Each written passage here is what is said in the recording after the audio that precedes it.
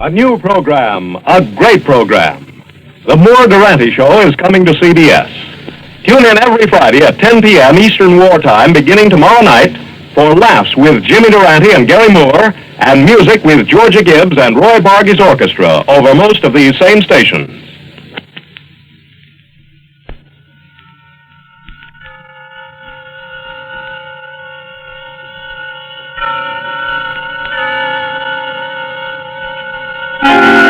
Suspense.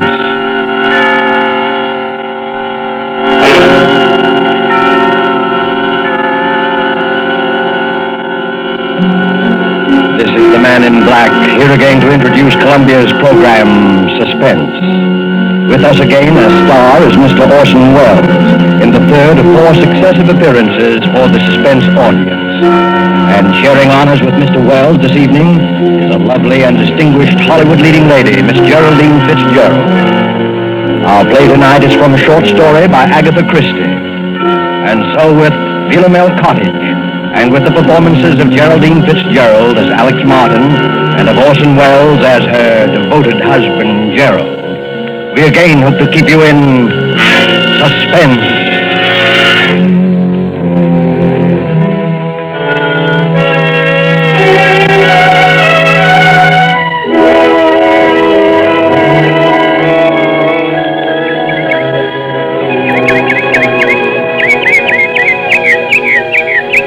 Philomel Cottage. What's that, Alex?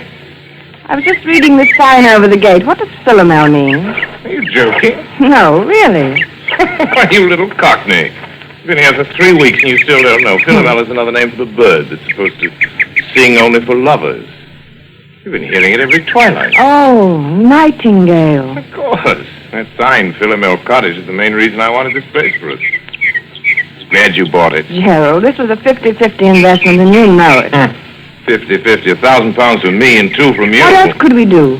You couldn't touch any more of your capital at the time, and, well, when you find a country cottage that combines old world charm with new world plumbing, you want to grab it. And we did have to have the place, didn't we? Yes, we did. I've often wondered if you went a bit lonely. Lonely? With you? I mean, well, after living the city all your life, pretty much to ourselves, you know. 2 miles from the nearest neighbor. From the nearest eavesdropper, you mean? What an utterly hopeless romantic I married. Well, you can't get out of it now. No. Oh, Gerald, you know what day today is? Today, it's the 13th. It's our anniversary, darling. We've known each other exactly a month. No, exactly 30 days. Oh, Gerald, really now? No, really. What is it, dear? Do you have the pain again? No. Just a little indigestion, I think. There. Do you want me to get you your pill? No. Well, dear, it's 11:25. Better get on to the village. Now to get that camera equipment. And the human timetable walks through the garden gate. My dear, there's nothing wrong with system, even on a honeymoon.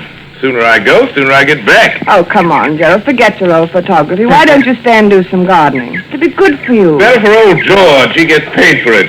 He's not due again till Saturday. The place will go to rack and ruin. Over my dead body. Goodbye, dear. Don't walk too fast, dear. Remember the last time. Be careful, darling.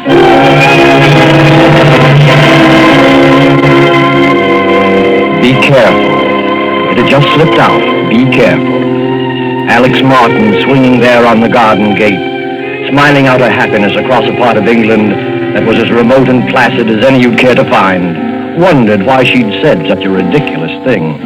If this were London, say, that would have... London. And slowly the smile fell away. She knew then that the memory of that last week in London had never really been far from her mind. That and that last talk with Dick on the top deck of the bus crossing Trafalgar Square. She'd never seen him like that before. Gerald Martin. I tell you, Alex, the man's a perfect stranger to you. You know nothing about him. I know that I love him. How can you know in a week? You've only met him. It doesn't take everyone 7 years to find out they're in love with a girl. It's meant for me, isn't it? Alex. It's no use. Alex, don't you know what it's been for me not being able to tell you? I couldn't, not with the income I had. Then I decided I couldn't wait anymore, and I was going to tell you anyway. And you know what happened? No, I'm afraid I don't. Oh, yes, you do. That money you inherited. That money from your cousin or uncle or whoever. I don't see what You that... didn't think I could ask you to marry me then, did you? You don't think I could live off your money? I'm sorry, Dick. Believe me, I am, but it really doesn't matter now, one way or the other. Doesn't matter, does it? You can bet it matters to that Martin chap. That's what he's after. You mark my words, he's after your money. Dick, it might interest you to know that Gerald has money of his own, far more than I have. And more than I have. Maybe that's the difference. I've had enough of this. I'm getting off at the next stop. Alex, please. All right, but let me tell you something. If you think I'm going to let Gerald cut me out and not do anything about it, you're very much mistaken. I'll catch up with him, do you hear? I'll catch up with him if it's the last thing I do.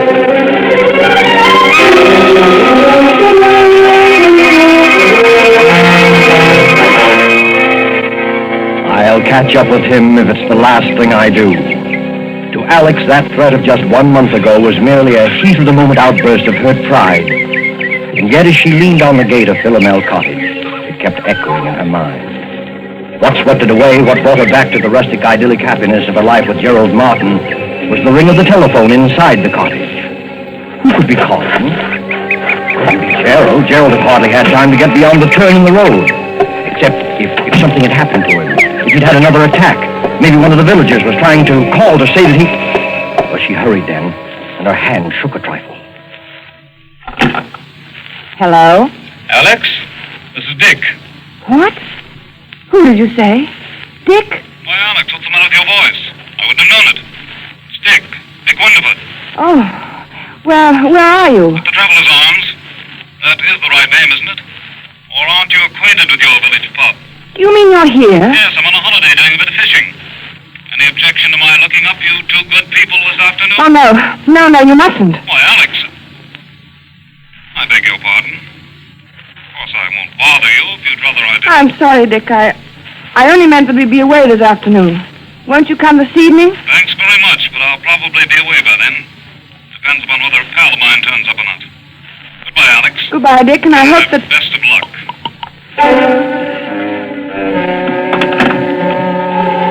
For a long moment, Alex stood quite still, the memory of Dick's threat flooding her mind.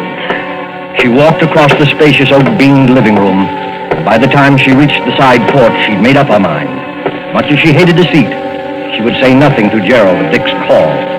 She stepped out into the garden, and for the second time that morning got a surprise. There, big as life, was her gardener, busily trimming the hedge. Why, George. I thought we agreed that Saturday was your day here. I thought as how you'd be surprised, Mrs. Martin. There'll be a fair over the Squires on Saturday, and I says to myself, Mr. and Mrs. Martin, they won't take it amiss if I comes for once on a Wednesday instead of a Saturday. No, of course not, George. Then I thought, too, as I might as well see before he goes away, so as to learn your wishes with the boarders. Before I go away? To London tomorrow. Me? Going to London tomorrow? Where did you hear that? Met Mr. Martin down the village yesterday. He told me you were both going away to London tomorrow, and it was uncertain when you'd be back again. I didn't... Now, don't tell me you and the master is disagreeing already. Oh, no, naturally not. The trip just slipped my mind. Get on with your work, George. Listen, never could understand why anybody'd want to go up to London, though. Like Mr. Ames, what used to have this house. He went up there, not that he'll mind you. Yes, and after fixing up this place like he did, with taps all over everywhere, why, you're going to take a loss, I says to him when I sees the place up for sale. Ain't everyone as will have your fed for washing themselves in every room in this house, in a manner of speaking. But George, he says to me, I'll get every penny of £2,000 for this house. And sure enough, he did. He got 3,000. 2,000. Some he was asking was talked of at the time. Well, I figure it was thought to be. No, George, you see, I gave 2 and, well, it really was 3,000. Yeah, don't tell me that Mr. Ames had the face to stand up to say 3,000, brazen like, in a loud voice. He didn't say it to me, he said it to my husband. I guess I'll do some spading now. The price was 2,000.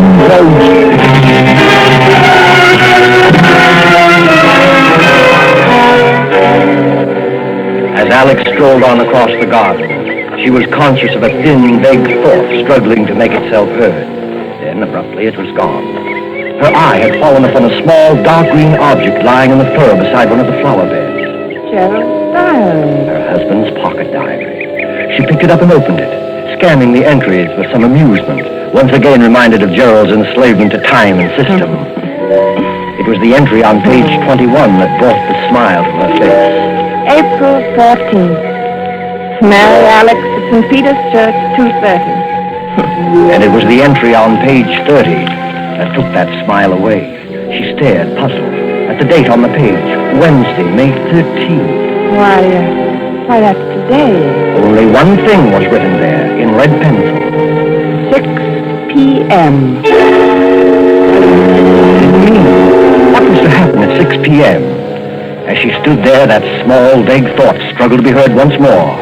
It was something Dick Winterfeld had said. Not the threat, not that wild, silly promise of vengeance, but something else. And then it came. Perfect stranger to you. You know nothing about him. Nothing about him. It was true. What did she know about him? After all, This is ridiculous. Gerald, my husband. I love him, I trust him, but... Then she thought once again of that cryptic entry. 6 p.m. It was just 3 o'clock when Gerald, his arms laden with packages, walked up the garden path and came onto the side porch. Oh, Alex! The moment he opened the door into the living room, he noticed the rather odd kind of excitement about him. There you are. Miss me, darling? Why wouldn't I? You've had time to buy out the whole village. Only the camera shop. No. If I don't have the best equipped darkroom this side of London, it won't be my fault. If you're not careful, that darkroom of yours is going to overflow the whole cellar. Oh, incidentally, here's something you've been watering the flowers with. Catch. My diary. I dropped it in the garden, did I? I know all your secrets now. Not guilty. Oh, I'm not so sure. What about your assignation at 6 p.m. today? What? Oh, that. Well, you've caught me at last. It's an assignation with a very handsome young woman, quite remarkably like you, in fact. You're evading the issue. Not at all. Simply a reminder that I want you to help me develop some negatives this evening. At 6 o'clock? That's rather a peculiar time, isn't it? Peculiar? Yes, I'm usually preparing dinner at that hour. Well, no harm in delaying it a bit. We might have a sandwich or two and some coffee out on the porch. Before we work on the negatives, you mean? Yes, that'll be pleasant, won't it? You know something, Alex? I've never found anybody yet who could touch your coffee. Oh. Really? That covers Australia and Canada, Oh, too. you and your mysterious past. Why do you say that? No reason, Oh, Gerald, I do wish I did know more about you. Alex, you're serious. I know it's silly, but Darling. I've told you all about me, my boyhood Yes, in Sydney, my life in Canada. Yes? I see. You mean love affairs. You women are all alike. Well, but there must have been. There must have been other women. I mean, if only Do you think it wise, Alex, this Bluebeard's chamber business? Let's put your mind on such a subject anyway. Never mentioned it before. I don't know, Gerald. I've been rather upset all day. I imagine I can thank old George for that. The gardener, you mean? He had some ridiculous idea we were going away to London. He said you told him Where so. did you see him? He came to work today instead of Saturday. You fool! Why, Gerald. How did you get this collar off? Oh, Gerald, lie down. Look, lie down here. Here's some water. Here, darling. I'm all right. Sorry. Oh, I'm sorry, darling, getting you all upset. That's Well, because the stupid old gardener. I made some weak joke to him about being off to London in the morning. He must have taken it seriously, else he didn't hear properly. straightened him out, I suppose. Hardly. You know what a gossip he is. I didn't want the whole village to think my husband was leading me in the dark about his plans. Are you all right now? You told him we were going then? Naturally. Yes, of course. Sorry you were placed in that kind of a situation, darling. I don't suppose you ran into anybody else today? This far from the world, Gerald? It isn't very likely, is it? Gerald. No, not another word. No, not another word. You aren't yourself now. It's quite plain. I want you to have a little rest. You'll be right as rain by 6 o'clock. Must you do those photographs tonight? After all, you don't seem so well yourself. Dear, when one sets a time to do something, one should stick to it. It's the only way to get through one's work. All right, up with you, upstairs to your bed now. Very well, dear. I'll be getting things arranged in the dark room.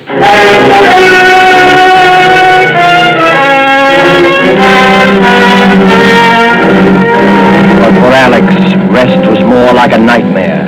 Upstairs in her room, she told herself that there was no basis whatever for her state of mind.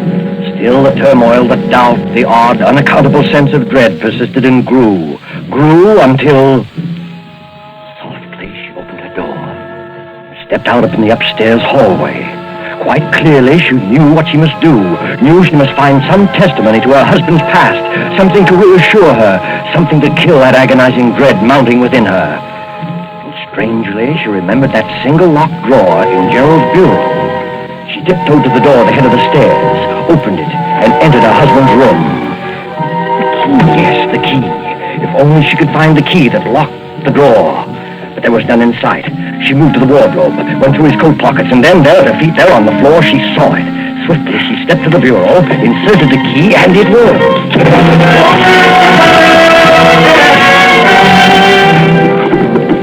Alex Martin opened the drawer, looked down upon a small packet of letters tied with a light blue ribbon. And when she saw the uppermost envelope, her face reddened with shame. Why, they're my letters. They were her own letters, love letters written to Gerald before they were married. And there was nothing else in the drawer save a roll of ancient faded newspaper clippings. Alex sighed with relief as she glanced at the top clipping. It was from an American paper, and it featured the trial of one Charles Lemaitre, Charles Lemaitre. a notorious swindler and bigamist. A skeleton had been found beneath the floor of his house, and most of the women he'd married had never been heard of again. Another of the clippings described Lemaitre's behavior in court, his interest in the cameras of the news photographers, his sensational escape from prison. Another displayed his picture, a long, bearded, scholarly-looking fellow. It reminded her of someone. But who? She couldn't tell. She glanced at the caption beneath the picture. Modern Bluebeard. Modern Bluebeard. Yes, that's what she read. Her eyes went back to the picture, and in a flash, they saw the resemblance. She ran through the other clippings. Dates had been found in the man's pocket diary, dates it was contended when he had done away with his victims. He was an amateur photographer. He was from Sydney, from Canada. He was subject to heart attacks. He was Gerald.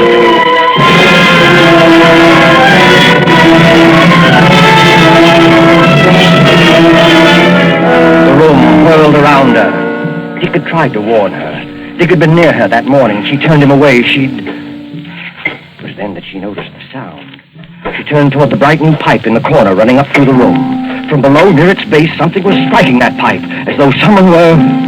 That was it. As though someone were digging. Lemaitre was preparing the dark room for the latest one of his victims. 6 o'clock.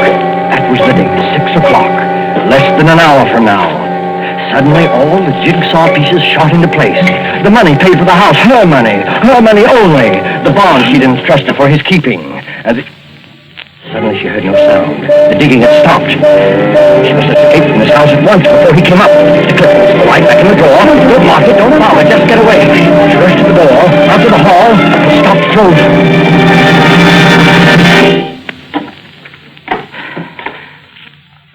Yes, my dear? Oh, you startled me. I was just trying to find your mail file. Were you, dear? Well, that's nothing to look so guilty about now, is it? Better come on down. Getting late, you know. Gerald, Just have time to make the coffee and sandwiches. Before we do the pictures, that is. I'll be right down, darling. Oh, but we really mustn't delay, must we? Coming, Alex? Very well. Now, that's better. Here, let me give you a hand. Never mind, Why, Gerald. Alex, how cold you are. Cold. Yes, I am, rather. Well, that'll soon pass away, I'm sure. Hurry along, dear. Hurry along? Yes, into the kitchen. Alex, what is the matter? Nothing. I'll be all right. The kitchen. Yes, I'll fix us something in a second. You just sit here in the living room and... No, the porch. That'll be more comfortable, won't it? Right. And I'll be right with you. Splendid, Alex. I'll just... No, of course not. What, Gerald? How rotten of me not to have suggested it. Since you're feeling a bit under par, you can probably do with some help. I'll come with you.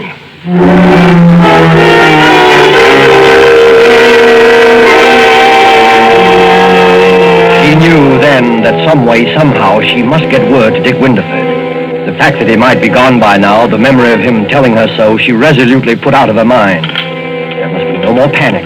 She must be in utter control of herself. Alex, carrying the coffee out to the porch, glanced at the clock upon the mantel. 10 minutes till 6. Her very life hung by those next 10 minutes, by her ability to think coolly and swiftly, because standing beside her was a man as determined as he was insane. A pity you're so abstracted, my dear. What?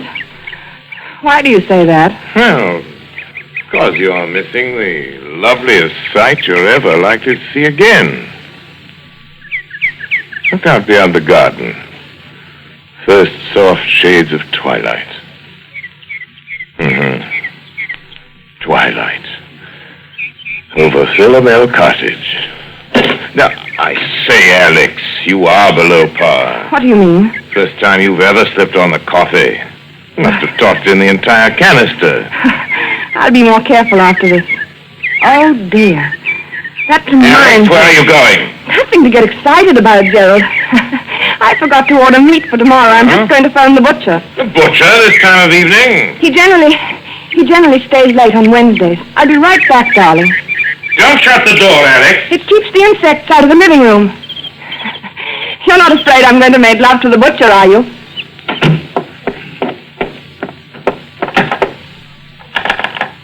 Operator, get me the traveler's arms, please. Hurry. Hello? Traveler's arms? Mr. Winterford, please. What? You don't know if he's still there? Well, see, won't you? It's most important. Don't let me disturb you. Well, darling, you do. I hate anyone listening when I telephone. But I do, Gerald, truly. You're quite sure you're really calling the butcher? Why, as a matter of fact, I am not sure. What? What I mean What are is, you talking about? I'm afraid I've got the wrong person. A perfect stranger. Don't understand. Someone I know nothing about. You know nothing about, then why don't you hang up? Here, what's at the end of that wire? Hello? Hello? Dead. All right, my girl. Might as well get started. We're late now. Late? for the Besides, picture? it's 3 minutes past 6. Why, Gerald, it won't be 6 o'clock for 8 minutes. Look at the clock there on the mantel. I don't go by that relic. I go by my own Gerald, wristwatch. listen.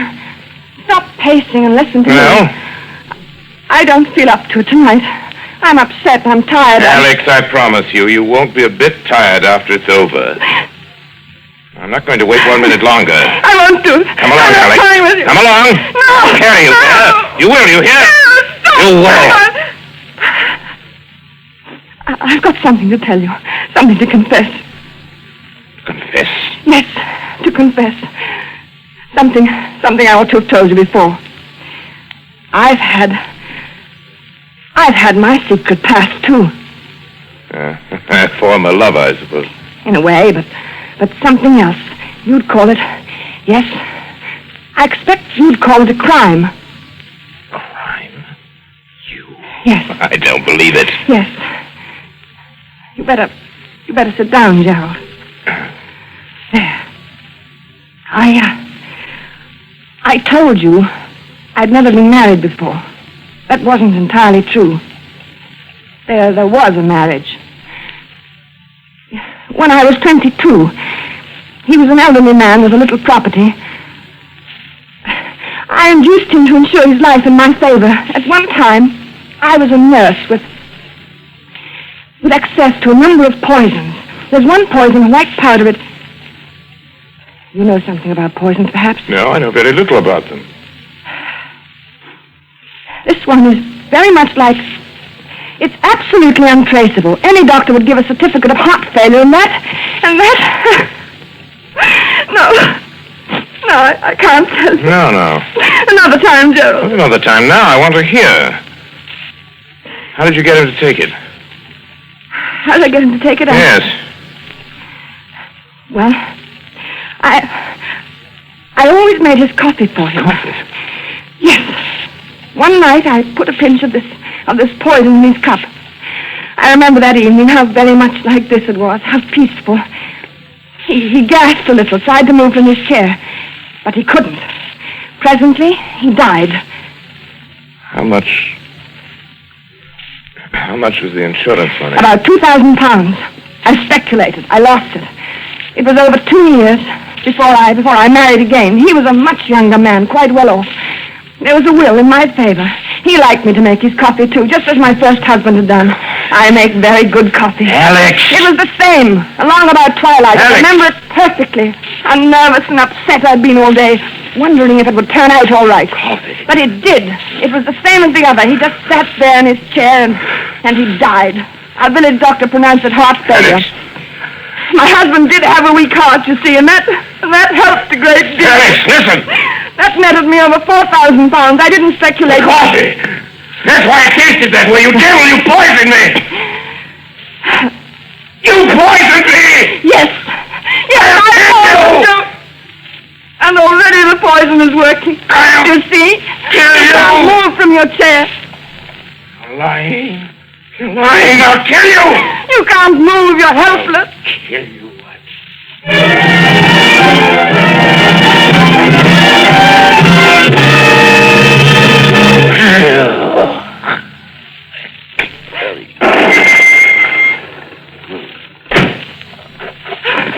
Alex, how are you? Yeah. What have they done to you, Alex? Constable, what's been happening in that room? Right, sir? You came. You did hear me. Oh, you silly girl. You went to the trouble to call me up and talk about someone you knew nothing about. I certainly knew enough to come. Excuse me, sir. What did you find, Constable? A man sitting in a chair. Heart trouble, it looks like, sir. And yes? Well, sir, he's dead. Your husband, ma'am? You might say a perfect stranger.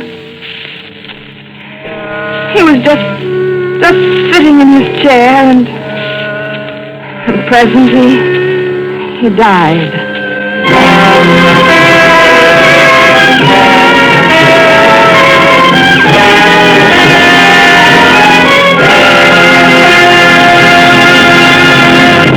And so closes Philomel Cottage, Agatha Christie's story of love from a stranger, starring Geraldine Fitzgerald and Orson Welles. Tonight's tale of suspense. This is your narrator, the man in black, who conveys to you Columbia's invitation to spend this half hour in suspense with us on October 19th, 1 week from Tuesday, when Orson Welles will again be our star.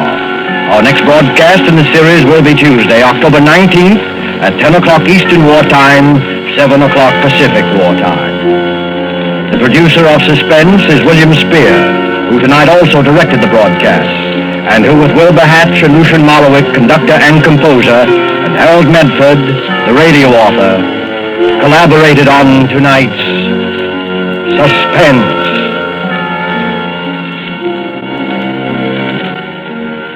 This is CBS, the Columbia Broadcasting System.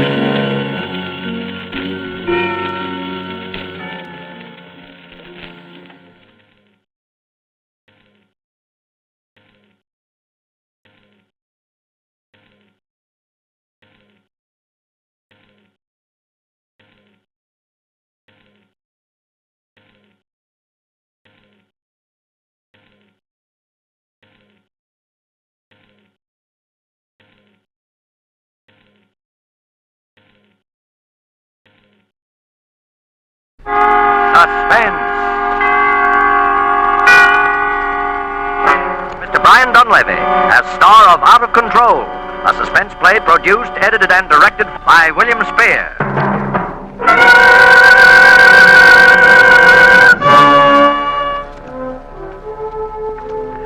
I arrived in Gatlinburg around 10 in the morning. I checked in at a hotel called the Mountain Inn and went downstairs to breakfast. My dog Snooky went with me, as she always does. I gave my order to the waiter, and as I sat there, I looked the place over. It was a good-sized room, by the echo in it. There was a log fire crackling in a fireplace on the far side of the room, and a large view window on my right. Glass has a special kind of echo. There was only one person in the room when I entered. It was a woman, apparently a wealthy and rather vain woman, judging from her perfume. She was sitting at a table diagonally across from me. I looked in her direction, so to speak. I heard a man's footsteps approaching across the room and smelled fresh polish on riding boots as he went past me. He paused before her table. Well, if it isn't Mrs. Dennis Fillmore. Hello, Marcia. Walter Crane, You surprised to see me? what do you want? I hear your husband is thinking of running for governor. So what? Well, Marcia, I've got a newspaper clipping here. I thought it might interest him. It's about your pal, the late Eddie Hassan. What about Eddie? I'll read you the headline. Eddie Hassan killed in auto crash. Colorful Reno figure plunges from mountain road. Car out of control, say police. Dennis never I knew didn't mean to eavesdrop. I never mean to, but as some people can read what's on the marquee of a movie theater 10 blocks away, the most intimate conduct and conversation comes to me from across the room as if spoken into a microphone. This is a dubious pleasure for me at most times, but as Marcia Fillmore and Walter Crane continued, my interest became more than casual. He was reading again from the newspaper clipping. It says here at the bottom of the article, Marcia Hanley, hostess at the Blue Parrot Hassan's Gambling Club, is beneficiary of an insurance policy. Miss Hanley was the late Mr. Hassan's companion and was to have been married to him upon his divorce decree becoming final. Well, I was just wondering if your brand new, politically minded husband would be interested in the fact that you were known locally as a gangster's companion. you always were a louse, Walter, but I never thought you'd stoop to blackmail. Look, I lost a good job because of you, Marcia. When an insurance investigator gets fired because his employers think he's too susceptible to beautiful dames, he never gets back in the racket. I've got to look elsewhere for a source of income. And it so happens there are some things about Eddie Hassan's accident that might interest my former employees. Eddie's car got out of control, and that's all there is to it. Look, you seem to forget, baby, I investigated that case for Pacific All Risk before they paid off. And I didn't tell all the things I knew or all the things I thought. Because, well, you were making life very interesting for me in those days. Well, Marcia? You're wasting your time, Walter. Am I? Get out and take your clipping with you. Well, you can't blame a man for trying. Oh, waiter. Oh, yes, sir. Bring me a glass of water, will you? Ice water. Was something wrong, ma'am? No, nothing's wrong. Get the water. Yes, sir. Right away. Why did you do that? What? Nothing, skip it. Oh, the ice water? I'm thirsty, that's all. You're sure that's all? What else would I want with ice water? Forget it. Look, Walter, I'll sell Dennis on the idea of investing some money in a company of yours. Well, now, that's more like it. When's he coming up here? Tomorrow. But you mustn't see him till I've had a chance to talk to him. Hmm? Get out of town right away tonight. Well, where will I go? I have a fishing lodge up in the mountains. I'll give you the key to the place. You go up there and stay till I've sold Dennis on the idea. When the time's ripe, I'll come and get you. I'll cut you in on the deal if you sell him good enough. Women do things sometimes, Walter, that they don't want to be paid for. Lonesome women, maybe? Maybe. Marcia, you're still the most beautiful woman that ever led a man up a garden path. Let's drink to that, Walter. In ice water? In ice water.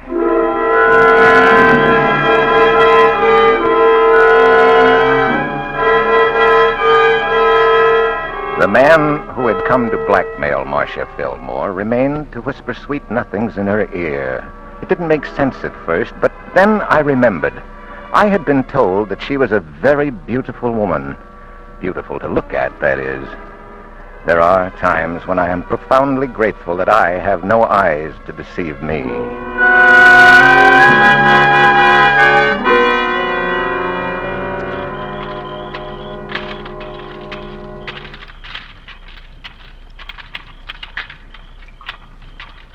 It must have been shortly after midnight that I heard it. I awoke with a start and sat up in bed. Although I have been blind for many years, I still reach out automatically for the light switch when I am awakened in the night. When the light went on, the sound stopped. I turned it off and waited.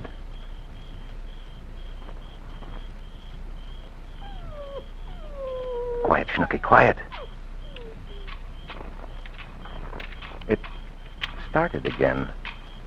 It seemed to be below my window somewhere down by the hotel garage. Through the years, I have finally trained myself to identify almost any action by sound. But this one stumped me at first. It continued for perhaps 10 seconds longer, and then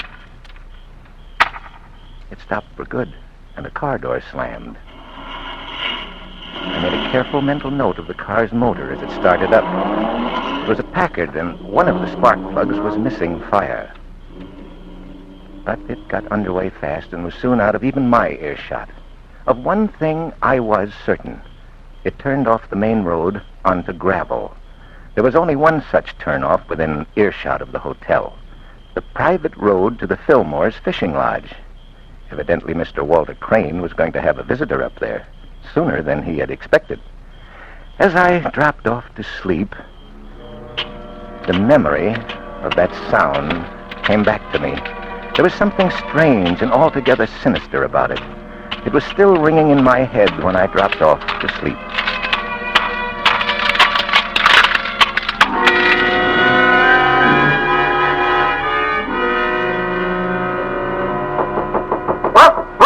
I was awakened early by an insistent rapping on the door of my room. Quiet, Snooky.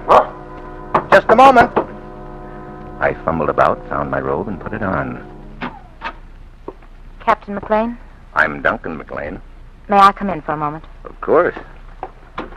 I do hope you'll forgive me for bursting in here like this, but I saw you in the dining room yesterday morning, and when I heard who you were, I hope you won't be angry with me. Why, not at all. Past my getting up time anyway. It must have been the mountain air that made me oversleep. Won't you sit down? Thank you. Cigarette? Yes, thanks. Here, I've got it. You know, you're really amazing. One would never suspect that you're... Blind? Well, Mrs. Fillmore, we blind people can compensate to a certain extent by developing other senses more acutely. You know my name. I took the liberty of asking the head waiter last night who the lady was with the intoxicating perfume. Just as I asked who the man was with the police dog. Oh, no, Snooky here is not a police dog. She's just an amiable old German shepherd. I have a police dog, though, Dreist. I only take him along when I'm on especially dangerous assignments. Oh, I gather you're not on one now. Shall we get to the point, Mrs. Fillmore? Oh, well, there's a man staying here in this hotel, or rather he was. His name is Walter Crane. He's a blackmailer. Yes? Well, there's no need going into it, but he's got hold of something about my past. If it were published, it would ruin my husband's career. There's only one thing to do with a blackmailer, Mrs. Fillmore. Turn him over to the police. Oh, no, you don't understand. The police here is Sheriff Blackmer. He and my husband are political enemies. I'm afraid it would be too good an opportunity for him to pass up. Yes, I see your point. My first instinct was to get Walter Crane away from here. I told him to go up to our fishing lodge. I even gave him the key. I even pretended to renew an old interest which he once fancied I had in him personally. Always a mistake. Oh, but you don't know the worst of it. My husband came in from Knoxville early this morning, and without even waking me, went straight on up to the fishing lodge. He left a note asking me to join him up there. My husband is a violent and unreasonable man when he's angry, Captain McLean. If he finds Walter Crane staying there in the lodge, he's likely to think that... What are you afraid of, Mrs. Fillmore? I'm afraid my husband... Oh, heaven forgive me for such a thought. I'm afraid my husband will murder him. There. Now I've said it. Yes. Now you've said it. Excuse me. Yes? Oh, Mrs. Fillmore? Yes, she's right here. It's for you, Mrs. Fillmore. Oh, no. Don't go. I'm afraid it... Hello? Oh, yes. Sheriff Blackmer? Oh, how dreadful. Oh, I know we didn't know him. I did speak to him for a moment yesterday evening, but of course, I'd be glad to help you in any way I can. I'll be in my cottage. What is it? I found him. His car plunged over the embankment. He was killed instantly. When? Some people in the cottage down below saw it happen. When? Just 5 minutes ago.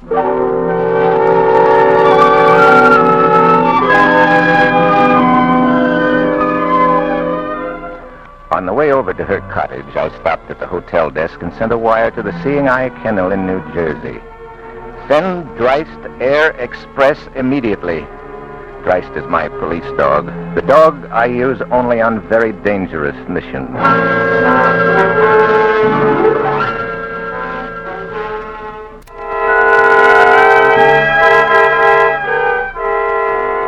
Sheriff Blackmer was a big, professionally cheerful man, but I could tell from his voice that he was plenty worried. Glad to have you in on this, Captain McLean.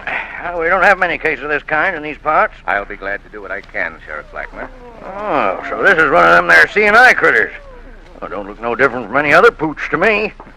Nice poochy. Well, I thought those C&I dogs were trained to be gentle. I trained this one myself for special jobs. What kind of job? Sound right now. Don't bother to explain. I think I know the answer to that one. Yes. Well, now let's get down to business. Mrs. Fillmore. Yes, I suppose you want some information about that road up to the fishing lodge. It's quite steep and hard to negotiate if you don't know it. I know the road very well, Mrs. Fillmore. Well, then, what are you... You said you didn't know this man, Walter Crane. Sheriff, I was very foolish when I spoke to you on the phone. As a matter of fact, he's a very old friend of mine, or was. I think you'll understand when I tell you my husband was very jealous. Jealous enough to have killed him?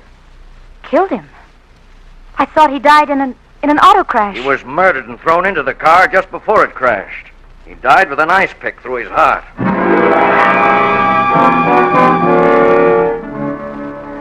Whatever she knew, she wasn't telling. That part of it came to her as a complete surprise. I know that now, and I knew it at the time. Whatever Marcia Fillmore had known about Walter Crane's death, she was innocent of stabbing him through the heart with that ice pick. As for the rest of it, her alibi was perfect. I was her alibi this time. She was in my room when it happened, 20 miles from the scene of the crime. But someone had driven up to that lodge before Dennis Fillmore, someone who had made elaborate preparations for that little drive. As I walked over to the hotel garage, the memory of that sound came back to me, the sound that I was convinced held the key to the mystery of Walter Crane's death, and Eddie Hassan's as well. I found a mechanic working on a car. Morning, sir. Hi, you looking for your car? No, I don't drive. Oh.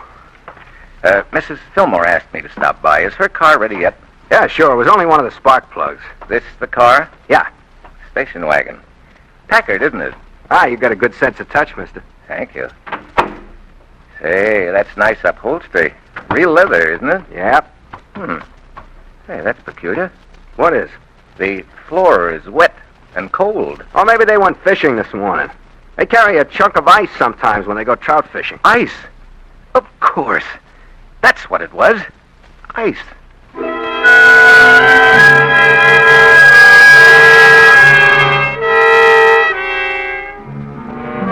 Captain McLean, you must believe me. I know that my husband didn't do this terrible thing. Then why did you come to me this morning and tell me you were afraid your husband would murder Crane? Oh, don't you understand why I needed help?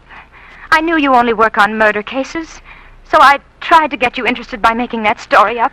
I think I can save your husband, Marcia, but Only if you tell me the absolute truth. Oh, I will. I swear I will. Did you go up there to that cabin last night to see Walter Crane? No. Lie number one. You drove up there around 12:30. How did you know? I heard a car drive out about that time. It was a Packard with one dead spark plug. This morning, your Packard was in the garage getting a spark plug replaced. You don't know I went up there. I heard you turn off on a gravel road about halfway up the mountain. Your road is the only one up that way. All right. All right, I did go up there. But I wasn't there when it happened. Marcia, have you ever seen this bottle before? Why, certainly. It had Verilyn in it, sleeping medicine. It's a prescription of my husband's. Have you any idea how it got in Crane's car? Well, I gave it to him. He said he couldn't sleep. How did you give it to him? Why, in the bottle, of course. Are you intimating that I drugged him? I'm only trying to find out what Crane did the last few hours of his life. If he took an overdose of sleeping medicine, it might account for the accident. He might have got up this morning still woozy from the effects of the drug, got in his car, released the emergency brake, and blacked out for a split second, as sometimes happens in the reaction to an overdose of sleeping medicine. Lost control of the car and crashed over the embankment. It might have been as easy as that. But that wouldn't account for the ice pick through his heart. No. Not unless... You took a chunk of ice up there last night, didn't you? I don't know how you knew. Well, yes, he needed some, especially if he was going to do some trout fishing, and Walter was very fond of ice water. Yes, I know. He ordered some last night at dinner. Is there anything you don't see with those sightless eyes of yours? I still don't see the murderer of Walter Crane. I thought for a moment there you suspected me. I'm perfectly capable of it. You had the motive, you had the ice pick, but you weren't there when it happened. No. They can't prove that Dennis was, can they? Well, he's a pretty likely candidate, isn't he, Marcia? Oh, I'm so worried about him. They have a posse out for him. Where will he go, I wonder? I wonder.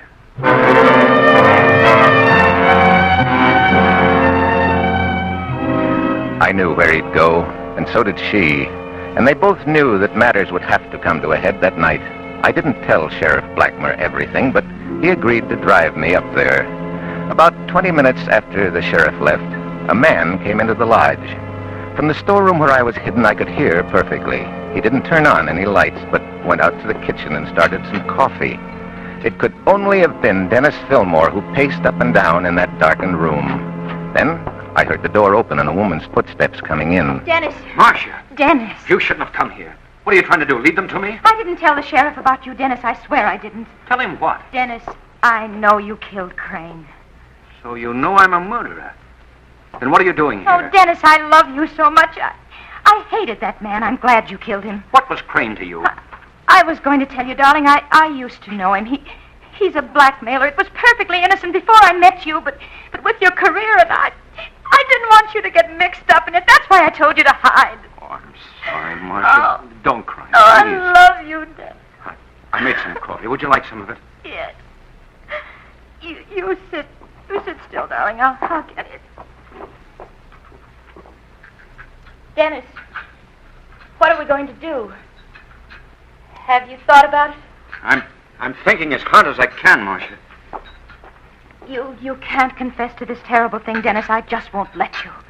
I don't think the insurance company would pay if I were electrocuted, would they? Oh, Dennis, don't say such things. Here, drink your coffee. Tastes rotten, but it's hot. Oh. Hey, what's the matter with you? I just feel faint. I can't seem to get my breath. It's stuffy in here. It must be the wood smoke. I had trouble starting the fire. Come along outside. The air will buck you up. All right. Yes, there. That is better. Would you like to take a drive somewhere? No, Dennis, let's just sit in the car for a while. This air is good. All right.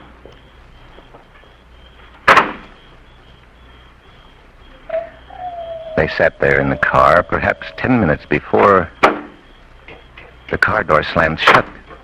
And then I heard it. The sound that had been ringing in my ears since that first night, but now I was hearing the real thing for a second time.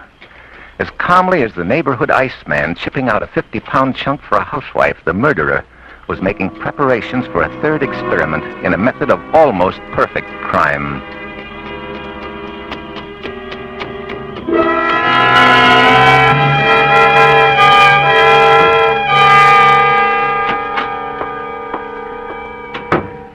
Hello, Marcia. You. How did you get here? I'm afraid I was eavesdropping. Then you heard what Dennis said. Yes, I did, Marcia. Oh, Captain McLean, could you forget what Dennis said? Crane was a blackmailer. What does it matter who killed... Don't come any closer, Marcia. This dog isn't Snooky. This is Dreist. The dog I told you about, remember? The one you take on dangerous missions? You're frightening me, Captain. You've terrified me for 2 whole days, Marcia. You're the most perfect killer I've ever met. You said yourself I couldn't have stabbed Walter Crane. Eddie Hassan wasn't stabbed. You're bluffing. You can't prove a thing. No. That's the beauty of your method. The ice melts away before the accident happens. Ice? That's your method, Marcia. First, the victim is drugged with an overdose of sleeping medicine, then lured into the car and kept there till he falls asleep. The rest is simple. Put ice wedges under the front wheels and release the emergency brake. When the wedges melt away, the car rolls over the embankment with the sleeping man in it. You're miles away from the scene, and the evidence has vanished. Literally melted away. Only this time it's not going to work. What are you going to do? Phone Sheriff Blackmer. I want him to get here before that ice melts. Captain McLean. Stay where you are, Marcia. It would be a shame to have Dreist mutilate your beauty. Your beauty is your most powerful weapon, you know. I only hope it won't free you and turn you loose to start killing again. You. What do you know about a woman's beauty, you blind? Marcia, stay back, I warn you. This dog is a killer. I'll kill you and that mongrel with you. I've hated you from the moment I first saw you. What kind of a man is it that looks at a woman with those cold, dead eyes? You'd be better off dead. I'm doing you a favor.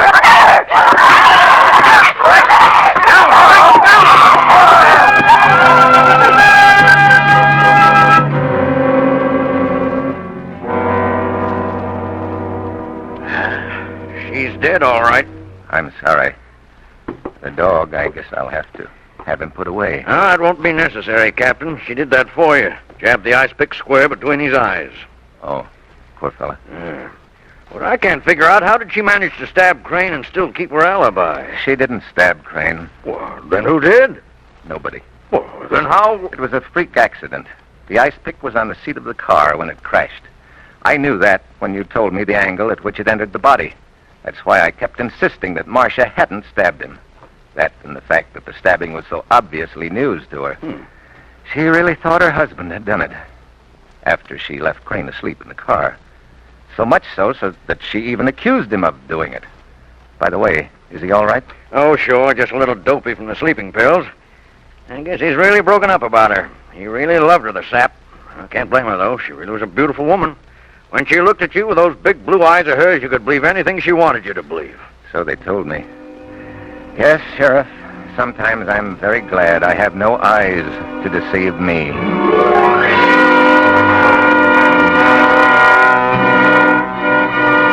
This is the Armed Forces Radio Service.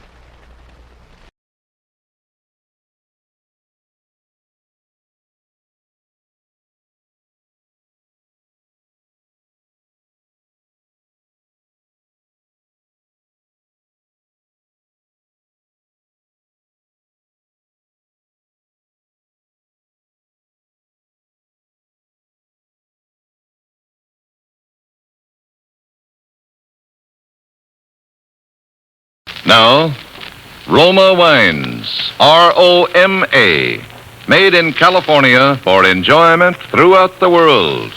Roma Wines present Suspense. Tonight, Roma Wines bring you Mr. Elliot Reed as star of Return Trip, a suspense play produced, edited, and directed for Roma Wines by William Spear. Suspense, radio's outstanding theater of thrills, is presented for your enjoyment by Roma Wines. That's R-O-M-A, Roma Wines. Those excellent California wines that can add so much pleasantness to the way you live, to your happiness in entertaining guests, to your enjoyment of everyday meals. Yes, right now a glassful would be very pleasant as Roma Wines bring you Elliot Reed in a remarkable tale of suspense.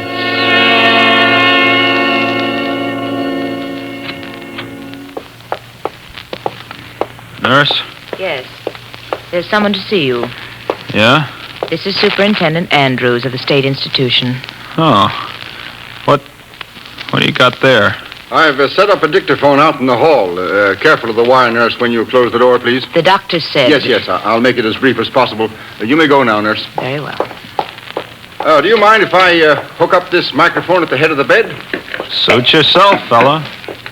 Well, it was a choice between a dictaphone and a stenographer, and I figured that in your condition... I don't feel too bad. Well, go on, ask your questions. Now, I understand you were driving the bus. Tell me what happened. You mean I can tell it in my own way? That's right. Great. I had an uncle once, you know, that was a writer. He wouldn't have gone near this kind of a story, though, with a 10-foot pen. No, he went in for happy endings.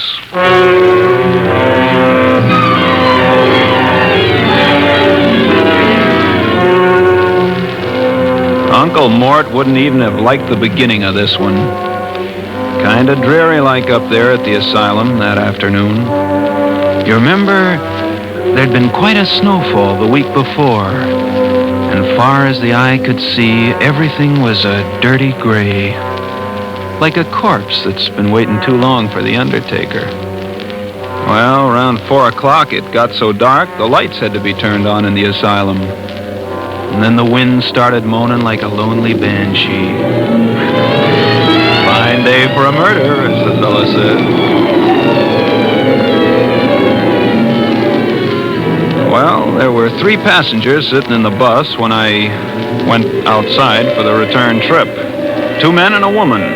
Maybe I ought to call her a girl, because she wasn't really much more than that. Anyway, these 3 passengers all had return tickets, and I went down the aisle collecting them. Tickets, please. Can I have your tickets, please? Driver, how soon do we start? Right away, miss. But we're 2 minutes late already, driver. Oh, these little jerkwater bus lines never keep to their schedules. Now we'll never get out of these mountains before that blizzard lets loose. Can I have your ticket, please, mister? You really think there'll be a storm? Why, sure, it can't fail. And, lady, when they have snow up in these godforsaken mountains... Well, this morning on the bus coming up, a man was telling me... Well, here we go, folks.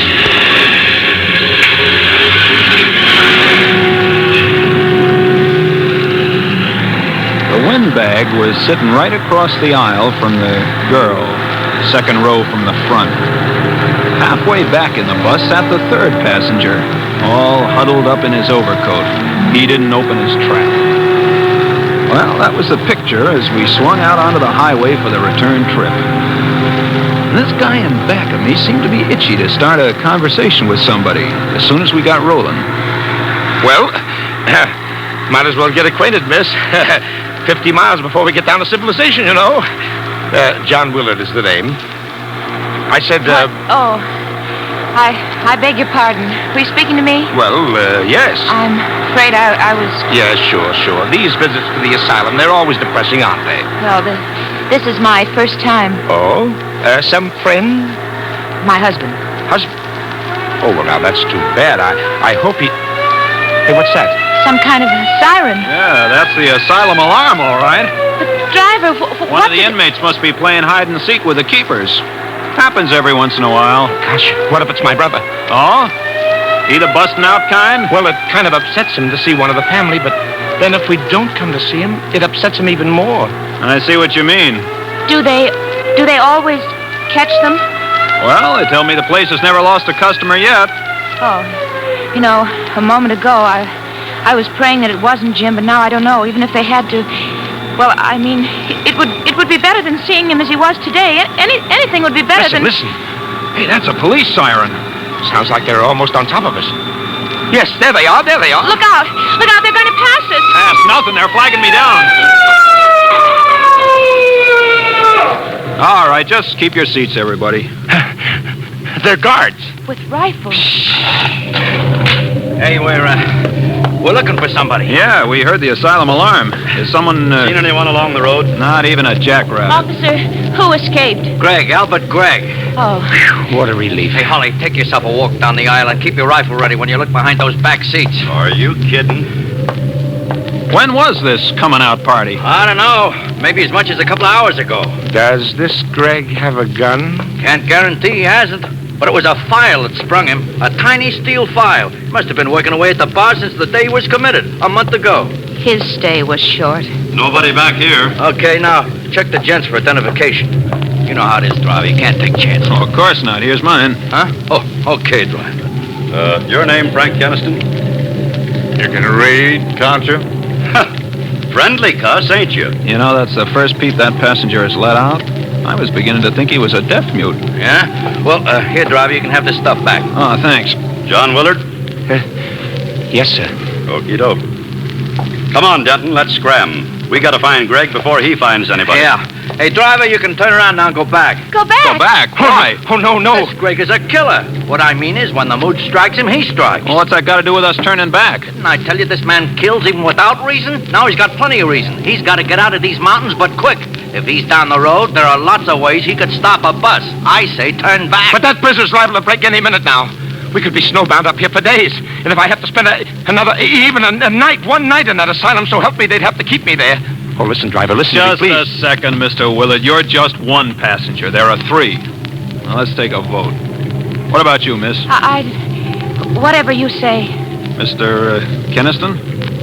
I say keep going. That settles it. Hurry up, Denton. Wait a minute. What does this Killer Greg look like?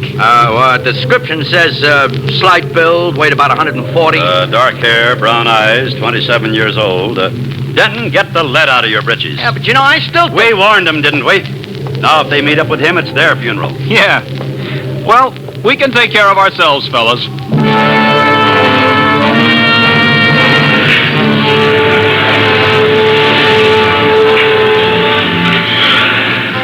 Well, after the guards left, I really set that bus to rolling. Out of the mirror up above the driver's seat, I could see that the girl was plenty scared. But she had nerve, I'll say that for her. When we slid around some of those snowbank curves, her lips would be drawn so tight the lipstick had a white border. But she didn't say boo. Willard, the windbag across the aisle from her, gave up trying to draw her into a conversation.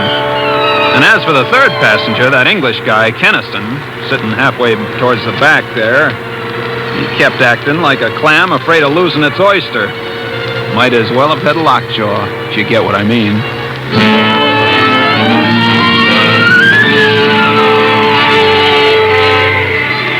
Well, we hadn't gone more than another mile or two before the wind started to rise, and kept it up until you'd have thought all the devils in hell were trying to break loose. It got black as the inside of a tomb until the snow started to fall. But with that wind whipping it around, it didn't exactly fall. Mister, that's what I call a blizzard. This is getting on my nerves. What have we got here anyway? A collection of zombies? Somebody say something. I was just going to say... You were going to say that the weather is rotten. Yeah, and she can say that again. But that isn't what I was going to say. No? What then, lady? It occurred to me why the guards asked for identification. Huh? The description of Killer Greg. Slight build, 140 pounds, dark hair, brown eyes, 27 years old. So what? It's a remarkable thing. That description would fit you, Mr. Willard. Huh? Oh? And Mr. Keniston, too. What's that? Me? That's a peculiar thing, isn't it, driver? Yeah. Come to think of it, both of them could fit that description. And I've also heard that he's got a very soft face, almost like a woman. What do you think, Mr. Keniston? I don't happen to feel like talking. Yeah? Well, personally, I think the more I think of what she said, the more remarkable it becomes. Yeah, she's got something there. Only remarkable isn't the word. What do you mean, Mr. Willard? This man, Greg, may be insane, but he's not dumb. Now put yourself in his place. He knows he hasn't got a ghost of a chance making a getaway in the asylum clothing, see? So he borrows the wardrobe and identification of some stranger. Do you follow me? We're way ahead of you, Willard. It wouldn't be difficult for a killer. I should say not, but that still isn't the end of his problem, see? He's fighting against time. Yes. He's got to get out of these godforsaken mountains down to civilization before they can throw a noose around the whole area. And he knows if he's brought back alive, he'll be wearing a straitjacket until he's old as Methuselah. You've got quite an imagination, Willard. Yeah? Well, thanks. Now, the odds that Greg will be able to get himself transportation are mighty slim, except for this bus line. So let's suppose... You've got a great imagination, all right. You got it all figured out. Bit too fat, if you ask me. Remember, please, sir, you're the one who was so dead set against turning back. Really, Keniston? Well, I'll leave it to the lady here and the driver. Do I act like a lunatic? Huh? Well? Search me.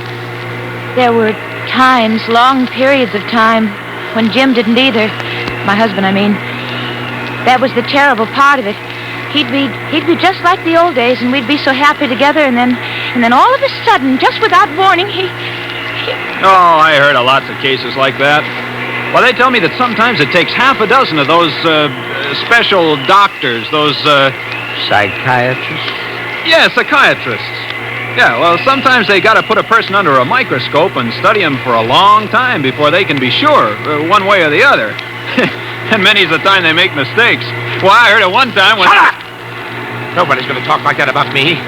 It's Keniston that's been acting crazy. And I'll bet it wouldn't take a half a dozen psychiatrists to... What's that? Huh? An avalanche! An avalanche! Well, it's coming down!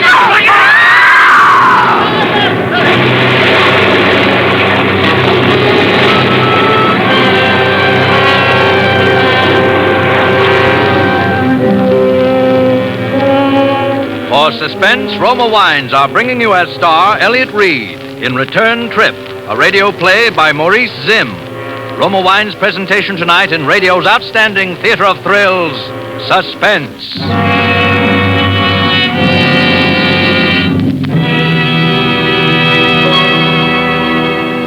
Between the acts of Suspense, this is Truman Bradley for Roma Wines. Nowadays, renewing old friendships interrupted by the war is a popular American pastime. For most of us, hardly a week goes by without some friend of pre-war vintage dropping in to say hello. Well, that's one of the reasons so many Americans keep Roma California Sherry on hand always. For the gold and amber radiance and tempting nut-like richness of Roma Sherry capture the very spirit of gracious hospitality. And Roma Sherry does more than welcome guests. Roma Sherry is the perfect first call to dinner. The happy, mellow, moderate wine that suits your every entertaining need. Like the other fine Roma California dessert wines, Roma Port, Roma Muscatel, and Roma Tokay, Roma Sherry is a true wine from just the luscious goodness of the finest grapes. Patiently guided to taste perfection by Roma winemaking skill and resources, unmatched in America. That's why Roma is America's favorite wine. Why more Americans enjoy Roma than any other wine. So insist on Roma, R-O-M-A, Roma wines, and enjoy unvarying goodness at reasonable cost, always. And now, Roma Wines bring back to our Hollywood soundstage Elliot Reed, starring with Wally Mayer as Mr. Willard, Kathy Lewis as the girl, and Raymond Lawrence as Mr. Keniston in Return Trip, a tale well calculated to keep you in suspense. Well, Superintendent, what do you think of the yarn so far? Let's hear the rest of it. Okay.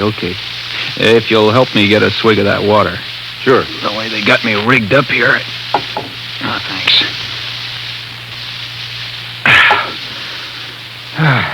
Let's see now, where was I? Oh, yeah. Acts 2, 3, and 4 coming up.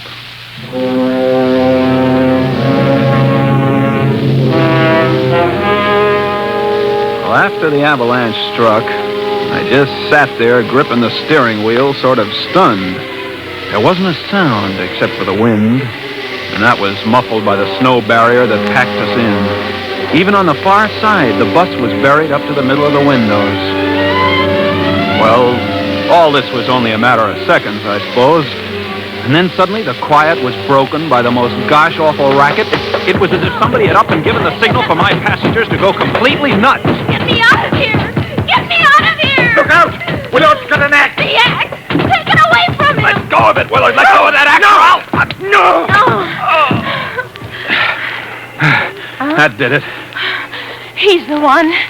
He's the one. Lucky I saw him grab that fire axe. It's what the district attorney likes to call a lethal weapon. And then some. Step back, he's coming too. Tie him up. You'll find a rope in the dashboard compartment. Get it for me. Driver, I'll report you for this. You will, huh? I was going to smash your window so we could get out of here. Oh, yeah? Sure. What did you think I... Oh, so that's it, huh? Here's the rope, driver. Now, look here. Wait a minute. You can't do this. You can't tie me up, you fools. I'm not Killer Greg. Maybe he isn't. Maybe. But like that guard said, we can't take chances. If you're innocent, mister, you can prove it to the authorities. If we ever live that long, have you forgotten we're trapped here by an avalanche and a blizzard that could go on and on and on? Just the same... This is ridiculous. Hey, miss, you feeling all right? No, I'm not crazy, driver. But I guess I was a little. Actually, there's no proof that Killer Greg is on this bus. Well, if you put it that way... It's all my fault, and I'm sorry. My only excuse is that I was just so upset by seeing Jim, my husband. Well, I still say No. Now we've got to start acting like rational human beings. Let poor Mr. Willard up from the floor. Thanks, lady. Well, all right. But I'm warning you, Willard, no funny stuff. Oh, snap out of it, driver, will you? We've got to get out of this mess. Hand me that axe. Do I look that dumb? Oh, all right. Then use it yourself. Smash your window so we can crawl out. Willard, even you don't look that dumb. What makes you think the windows won't open? Huh? Then open one. What for? To let in the blizzard? But we've got to get out of here, driver. Not me. It would take a bear to make even a city block in that windswept hell. But we can't stay here. Why not? We're not freezing. Yet. The driver's right. Our best chance is to sit pat until the storm lets up. Yeah, but what if it doesn't, huh? What if it lasts longer than we do? What then, huh? What then? Shut up! Blowing your top won't do any good, Willard. Nobody's ever confused me with Pollyanna. But things could be worse. This is as good an igloo as any, and if and when the weather clears, well, we can send out a party for help. Or maybe a road clearing crew will come to our rescue. Yes, I suppose that's the sane thing to do. Wait here. How about you, Willard? You also decided to do the sane thing? I don't like that crack. You one more like it? Look, we're not starting that again.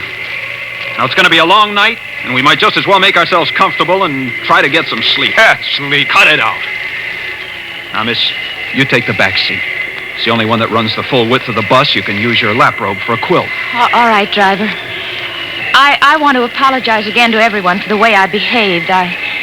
Casting suspicion. Forget it. You need any help? No, thanks.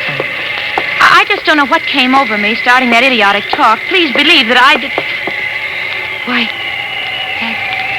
What's the matter? Why are you staring at the floor? Well, say something. Look. File. A tiny steel file. The one that Greg... After the avalanche hit, there was a mad scramble. One of you lost it then. One of you is Greg. Killer Greg! Let me out of here! Oh, let me out of here! Please let me out of here! Oh, I've got to get out of here! Well, we just let her wear herself out, kicking and banging on the door. Nobody said a word. Willard and Keniston just stared at me and at each other. By and by, the girl stopped her fussing, and then she stood and stared at the three of us in rotation. It would have made your flesh crawl. Outside, the blizzard was getting worse, if possible. Finally, I reached into the watch pocket of my pants and brought out the old timepiece. What time is it, driver? I broke the crystal. It still says 4:15. It's 5:30. Only an hour and a half since we started out. An hour and a half. 5:30 in the afternoon. And the very best, we're stuck until morning. 16 hours.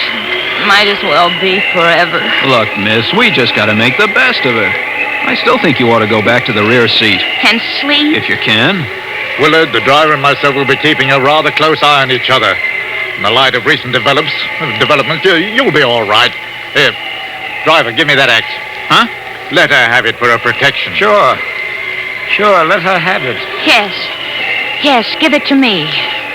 Okay. You holding on to the file, too? Of course she is. The file could also be a lethal weapon. Well, she took the axe and the file back to the rear seat with her, and we all sat down to wait. Those were the longest seconds of the longest minutes of the longest hours that ever... Well, somehow it got to be 9 o'clock, 10, 11. Finally, it was midnight.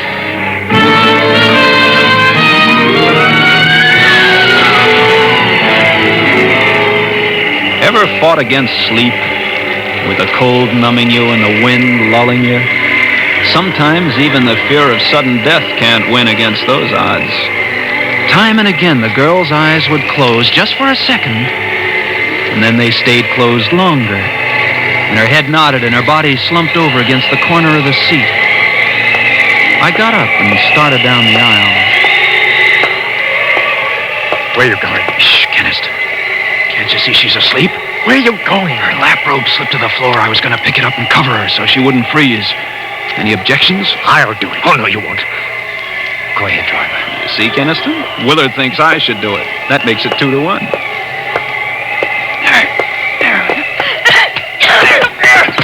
Help me! Help me with this wildcat! Get that file away from her before she jabs my eyes out!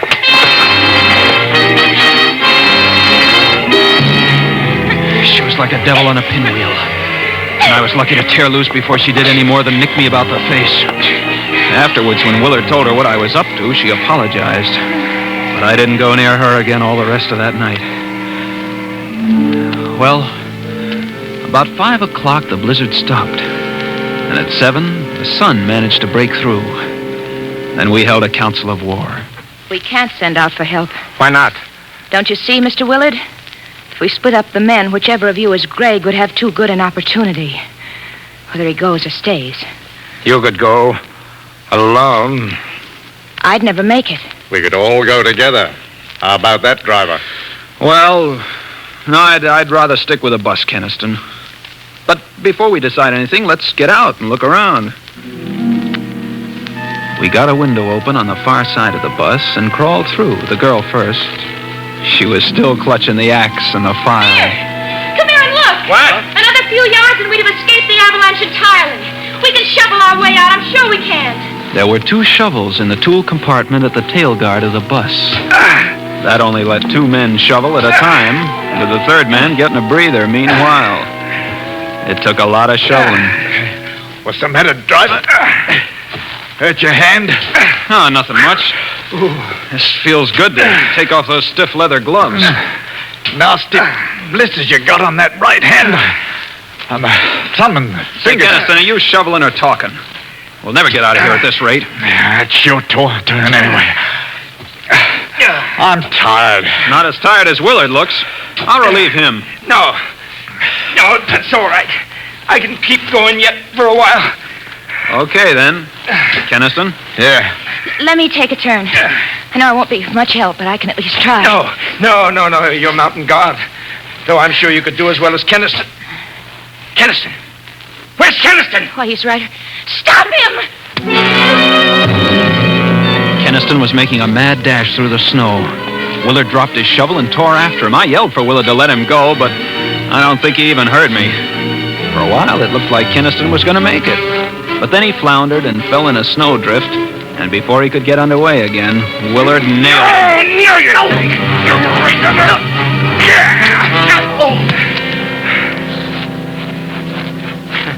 Well, he'll stay put for a while. What'd you do, knock him out? Well, what else was there to do? See? Oh. I know all the time it was Keniston.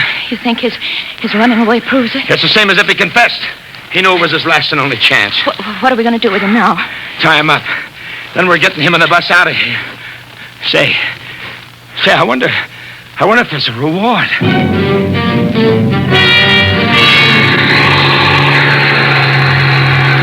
In no time at all, we had the bus clear and headed for civilization. Those snow-covered mountain roads weren't exactly my idea of a speedway, but I gave my motor the gun. Willard and the girl didn't take their eyes off Keniston. I kept watching him, too, out of the mirror over the driver's seat. He looks like he's coming, too. Don't worry, driver. Those knots I made in the rope won't give. Besides, I'm keeping the axe handy just in case. He's opening his eyes. Watch him now. Watch him. Yes, watch me. And listen to me, too. Shut up, Keniston. I'll stop this bus and put you out for good. Not before I've had my say. Willard and you, too, lady. Why do you think I tried to make a break for it? Because you're Killer Greg. You fools! You blind, stupid fools! Was it my watch that had its crystal smashed at 3:45 yesterday afternoon? So it was mine. So what? At 3:45 yesterday afternoon, Killer Greg waylaid the real driver of this bus and took his place. What? That's how the crystal came to be broken. Shut up, Keniston. You can't talk your way out of this. It could be a coincidence. Sure. That's what I thought, too. Coincidence. Until I noticed the blisters on the thumb and first two fingers of the right hand. A file would make blisters like that. A file held in the right hand of Killer Greg. Look at him! Look at him! It's true! Greg! Greg! Don't come a step closer, any of you. You make the slightest move and I'll crash the whole lot of us. Don't do it, Greg. Stop the bus. We won't do anything. It was a perfect plan. It had to work. If only that avalanche hadn't come along. But I'll still make it. I'll make it even if I have to. Look out!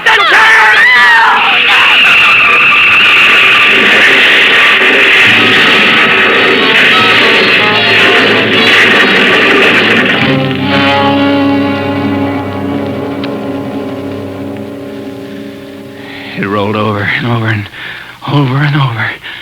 The bus and the glass all smashed.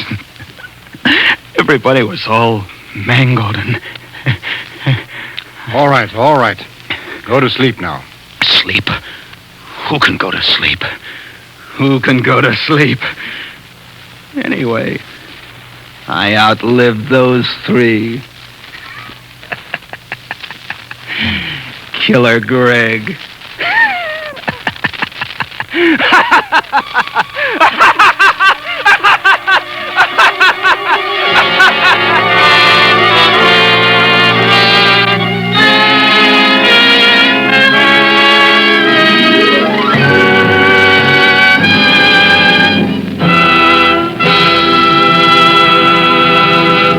Suspense. Presented by Roma Wines. ROMA. Made in California for enjoyment throughout the world. This is Truman Bradley for Roma Wines. These days of hard-to-get meat and butter offer a real challenge to the American housewife who takes pride in her meals. That's why so many smart women serve Roma California Burgundy with dinner. They know that even the simplest meals taste better, becomes more enjoyable when served with a fine, robust Roma Burgundy. Discover for yourself the satisfying taste harmony of Roma Burgundy with food. The next time you serve a savory pot roast, oven-browned meatloaf, or a piping hot dish of spaghetti heaped with a spicy sauce, bring out all its flavorful goodness with a bottle of red Roma Burgundy. Or, if you prefer a lighter wine, let Roma California Claret or famous Roma Zinfandel add magic taste and friendliness to your next meal. Remember, Roma, America's favorite wine, costs no more than ordinary wines. So insist on Roma, ROMA, America's first choice in wine. Elliot Reed appeared through the courtesy of Paramount Pictures, producers of To Each His Own. Next Thursday, same time, Roma Wines will bring you Mr. Leon Ames as star of Suspense, radio's outstanding theater of thrills.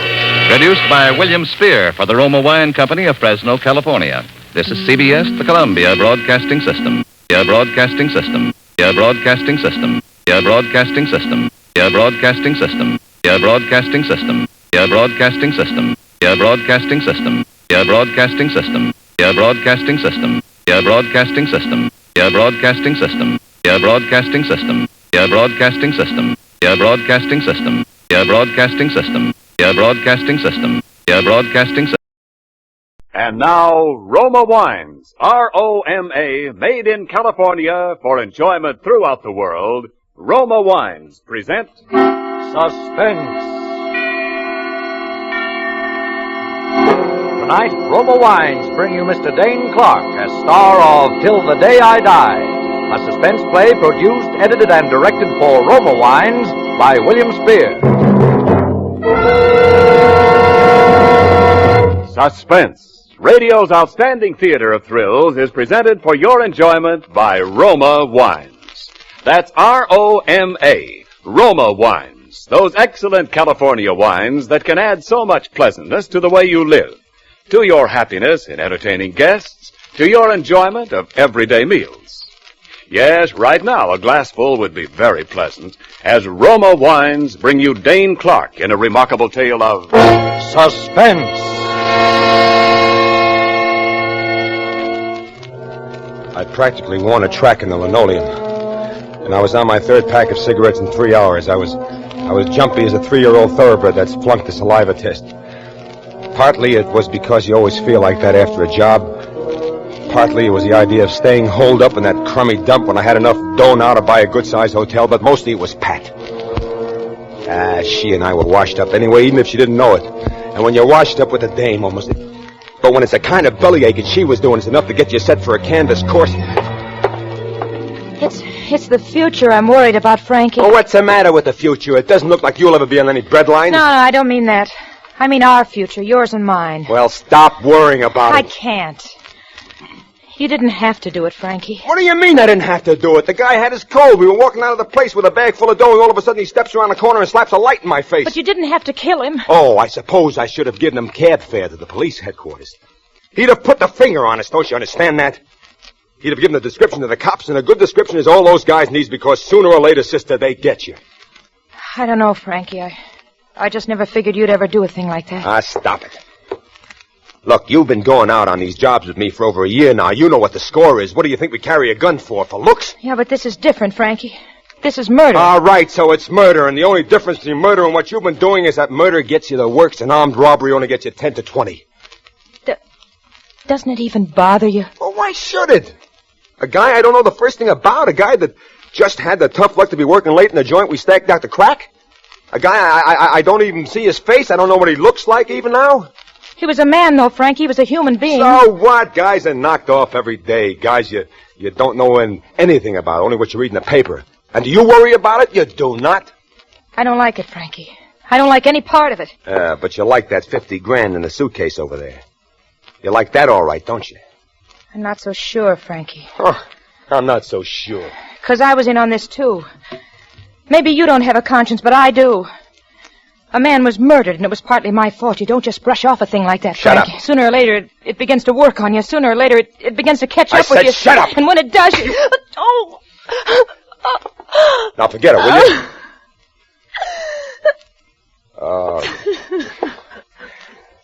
I'm sorry I hit you. Look, I'm a little nervous now. Pull yourself together, will you? Anyway, it's time to go out and get the papers. Come on.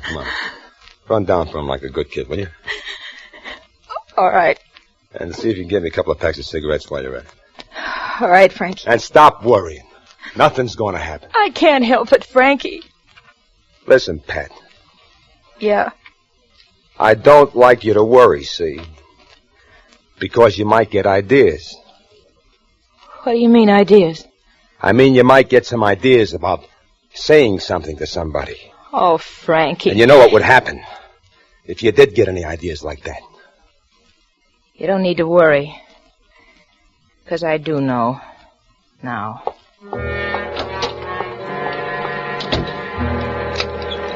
I went over to the window and I watched her go down the steps to the street and then start for the corner.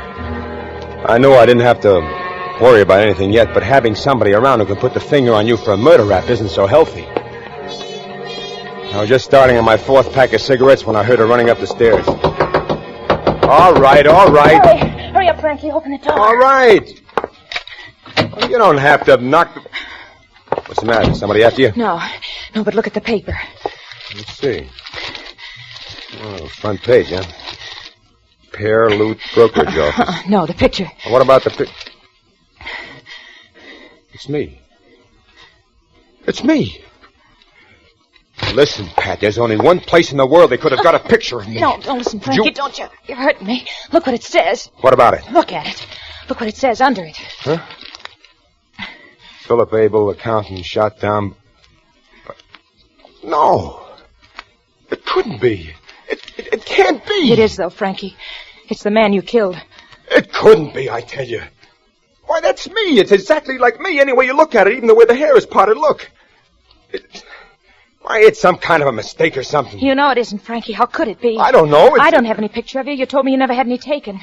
You said you'd been smart. You hadn't let him take your picture since you were a kid. Yeah, that's right. I never did. But it's almost exactly like me. I couldn't tell the difference myself. It's just one of those freak things. The guy you didn't know or care about. The guy who wasn't going to bother your conscience one little bit. The guy you killed turns out to be your double. Yeah. It's sort of like killing yourself. Shut up. I told you, it's not so easy to kill a Come man on, without... give me that paper. Frankie, what are you trying to do? I'm tearing up that picture, see? And now, I'm burning it. See? And it's over with. It's forgotten, see? It's nothing but a little pile of ashes. I never heard of the guy. I don't know the first thing about him. I don't even remember his name. I do. It was... Shut up! I don't want to hear about it. Ever.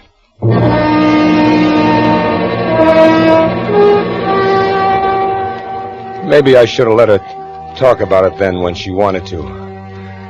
If I'd really got to thinking about the face in that picture, it might have made some difference. I don't know. It might have saved my life, but I don't know.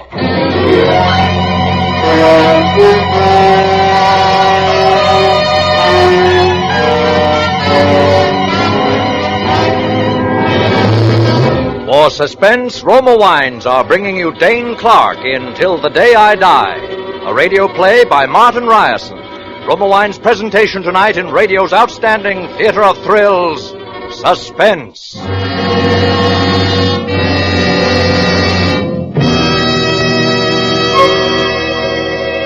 Between the acts of Suspense, this is Ken Niles with a friendly suggestion. Now that summer is over, this is the time when friends drop by to say hello again and swap vacation yarns with you.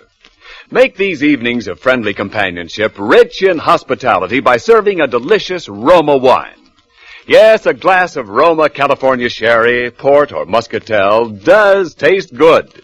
And with Roma wines on hand, you're always tastefully prepared for unexpected guests, because delicious Roma wines lend an air of graciousness and goodwill to the most casual get-togethers. You know, there's a solid reason why more Americans enjoy Roma than any other wine. That reason is finer taste. The finer taste of Roma wine is born in California's richest vineyards. There, each year, a vast, juice-laden treasure of choice grapes is patiently, unhurriedly guided to tempting perfection by Roma's unmatched skills and resources. Then, along with Roma wines of years before, this treasure of taste awaits selection from the world's greatest wine reserves for your pleasure. No wonder so many Americans insist on Roma, R-O-M-A. Roma wines for unvarying goodness at reasonable cost. And now, Roma Wines bring back to our Hollywood soundstage Dane Clark in Till the Day I Die, a tale well calculated to keep you in suspense.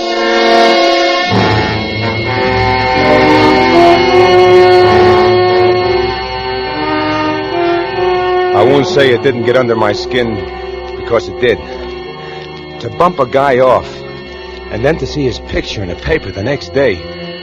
And it's a picture of yourself. Feature for feature. The spitting image. I guess it would get anybody. But it was like Pat said, just one of those freak things, so what was the use of worrying about it? What was worrying me more right now was that somebody must have seen us making our getaway because the cops knew it was a man and a woman who pulled the job. And that wasn't good. It meant that we were just that much easier to spot. It meant that with 50 grand in a suitcase under the bed, we still had to stay cooped up in that crummy rooming house day after day waiting for the heat to slack off. And finally, I couldn't stand it any longer. Yeah, but Frankie, I thought you said... I know what I said, but I'm going nuts in this place. I gotta get out. All right. It'll mean we have to separate for a while. Separate? Now, keep Frankie... your shirt on, will you? We can't hang around here, so one of us goes to Chicago and the other one goes to Philly. You take your share of the dough and I don't want any share, Frankie. Are you still beefing about that? That I killed a guy? I just don't want the money, All Frankie. right. Take a couple of grand and anything you want, enough to last you a while. But you're getting out of town, see? All right, Frank. But I got enough money. Okay. Have it your way. You go to the Allerton in Philly. You know the place now. And you wait for me there. For how long, Frankie? A month, 2 months. How do I know? Until it cools off. But I'll get in touch with you. And when the heat's off, we'll meet someplace like KC or St. Louis. And then we'll head for the West Coast, right? Frankie. Yeah? You won't forget to show, will you, Frankie? Because if you're going to, I'd rather know it now. Forget you, baby? When you're the one person in the world who can put the finger on me for murder? Don't worry, baby. I won't forget you.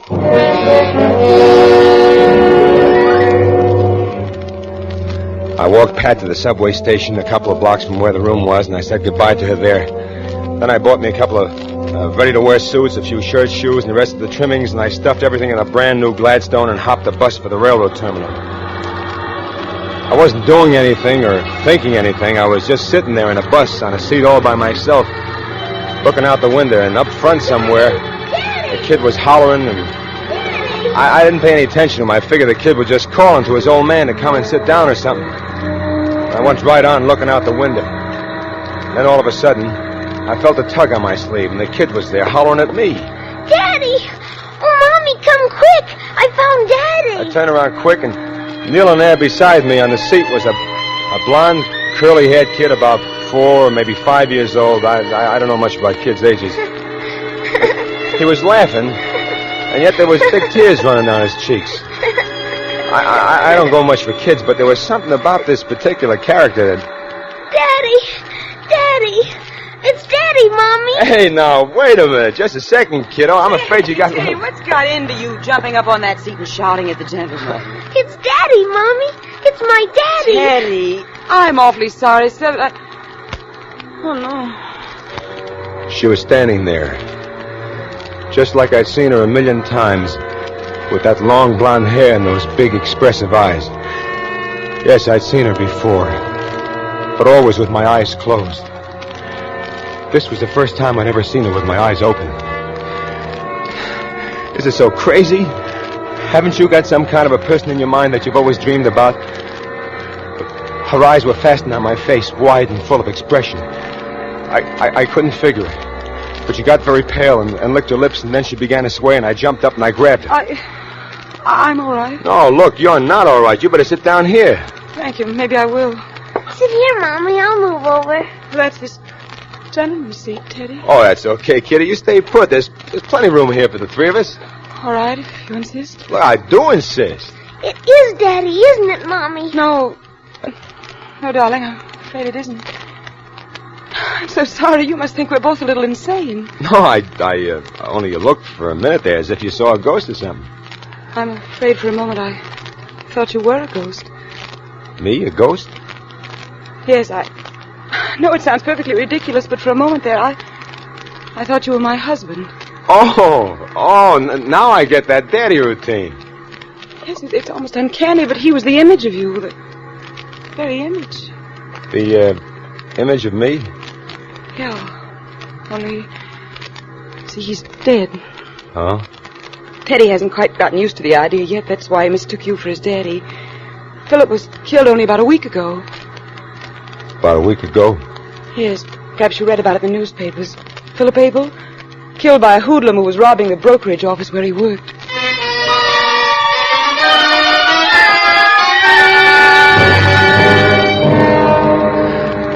There was a terrible knot inside my stomach.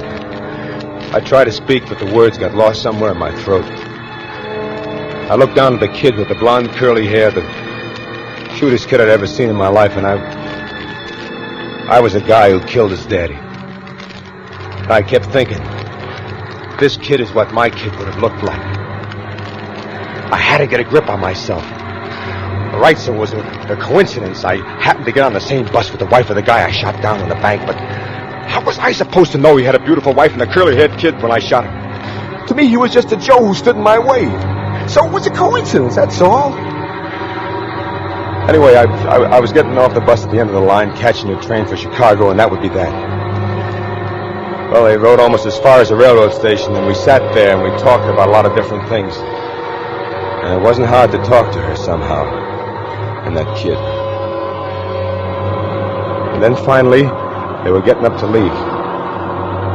And then the kid reached up, and he did something no kid had ever done to me before. He kissed me. If you ever come back to this place, Mr. Kane, we live right down this block, 7th house from the corner. I'll remember that. Goodbye, Mr. Daddy. Goodbye, son. I bought my ticket for Chicago one way. I went down and got aboard the train, and the porter showed me my seat. But I couldn't get myself to sit down in it. I went out and stood on the platform. I stood there a long time. I tried not to think about her. I tried not to remember her face and the kid's face with all those tears. But it was no good. There was everything I've wanted all my life. A home, a kid, and the right girl. The girl. And why not? If she'd married Abel, she'd marry me, wouldn't she?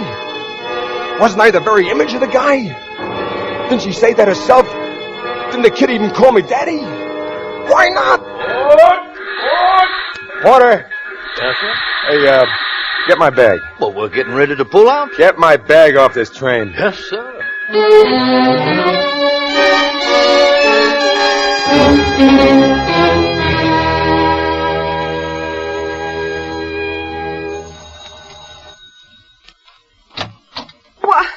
Why, Mr. Kane. Hello. It's Mr. Daddy. Hi, Teddy. Hi. Oh, gee. I thought you were on your way to Chicago. There was a wire waiting for me when I got to the station that told me that the business deal I had there had been called off, so there wasn't any need of me going. And then I remembered your invitation, so I... Certainly never expected it to be filled so soon. Well, if it's too soon, I'll go and I'll... Don't be silly. Come in, please. Gee, I'm glad you're home. I mean... I went into the house. It was everything I knew it would be. Neat, well-furnished, nothing overdone, just a real solid home. And we went into the living room, and there in a big silver frame on the Braby grand piano was the same picture that had appeared in the newspaper. A picture of him. That's Philip. He does look like you, doesn't he? Yeah, he does. He does. Quite a lot. You can hardly blame Teddy very much, can you? Or me? No, I guess I can't.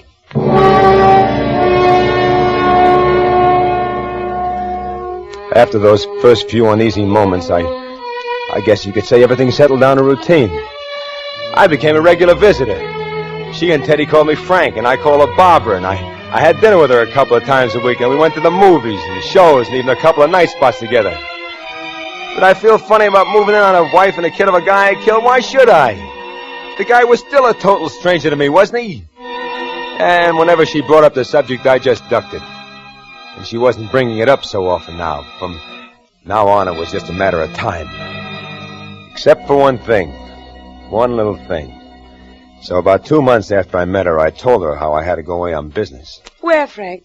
Do you have to go far? Oh, just to Philly, that's all. Philadelphia, that's not far. No, and, Barbara. Yes? When I come back, there's something I'd like to ask you. Ask me? Yeah. A question. What kind of a question, Frank? Oh, something about you and Teddy and me. Oh. Well, will you be gone long? No. What I got to do in Philly won't take long.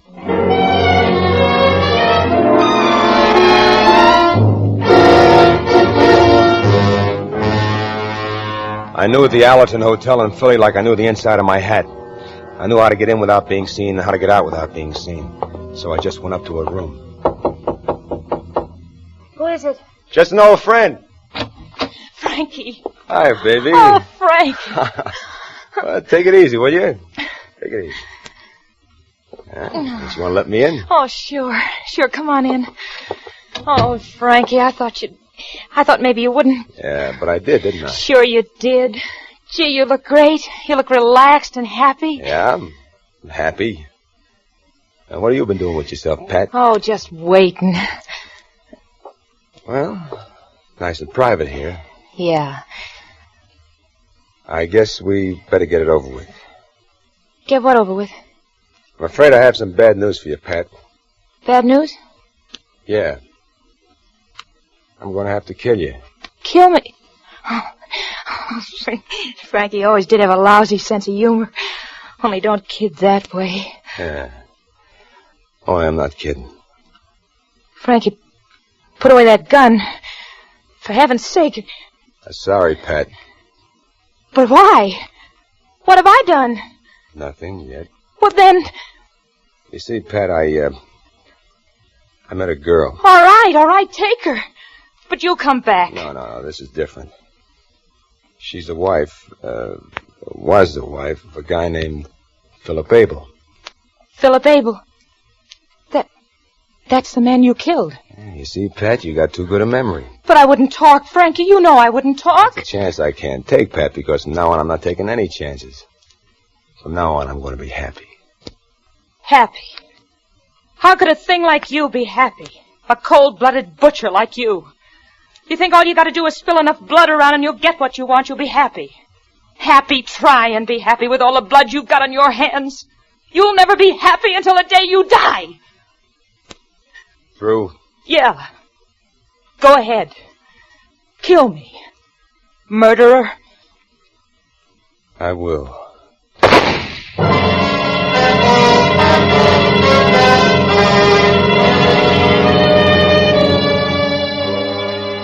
I was back that same night, but I didn't go around to see Barbara until the next day. I called and she asked me over to dinner. And afterwards I helped her put the kid to bed and he kissed me goodnight. Then I sat down with her on a couch in the front room. Well, Frank? It's about that question that I told you I was going to ask you when I came back. What is the question, Frank? It's, Barbara, will you marry me? Oh. Is that all you got to say? Well, no. No, it isn't. But what? Well, I've got to have a little time to think about it, Frank. Think about it? Yes. Well, you must have known I was going to ask you. Yeah, I suppose I did, but it's still a pretty serious question to answer just like that, Frank.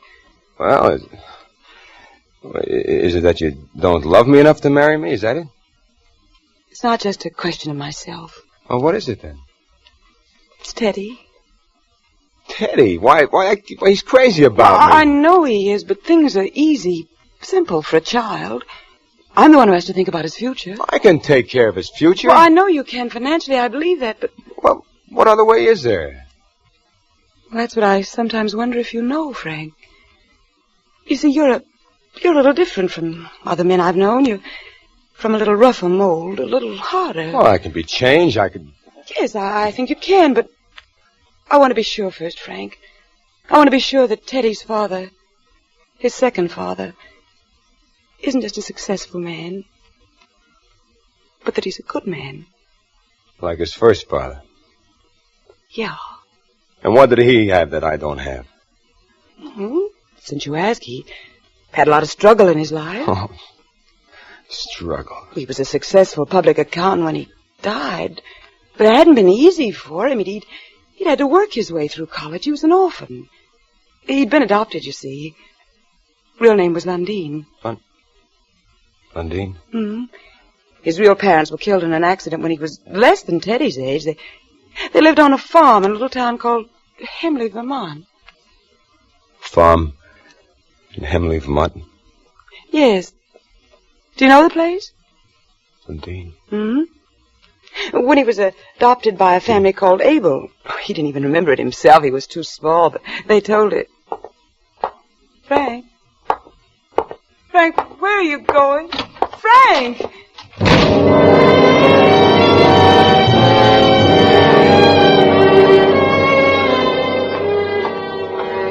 I started walking. I tried to put it out of my mind like I had everything else. But it was no good. It grew and grew until my head was bursting with it. Until it was the only thing in the whole world, the thing she told me. So when I got back to my room, I knew what I was going to have to do. And I sat down to write this. To tell her before I do it. It wasn't just what I'd done. It wasn't realizing that a man with another man's blood on his hands can't be a fit father to that man's kid. Or a fit husband to that man's wife. It was what she had told me. A kid named Lundeen. A farm in Hemley, Vermont. And I remembered. I knew now why I looked like Philip Abel. Because I had been a kid named Lundeen. On a farm in Hemley, Vermont. I had been adopted by a family named Kane, and I'd grown up. But in reform schools mostly. And I'd lived to shoot and kill a man named Philip Abel. Who was my twin. Who was my brother. The gun is by my hand. Pat said I'd never be happy until the day I died. I guess she was kind of right at that.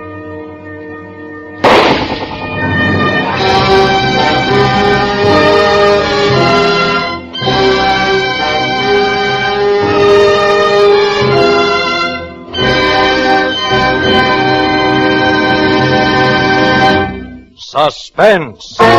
Presented by Roma Wines, R-O-M-A, made in California for enjoyment throughout the world.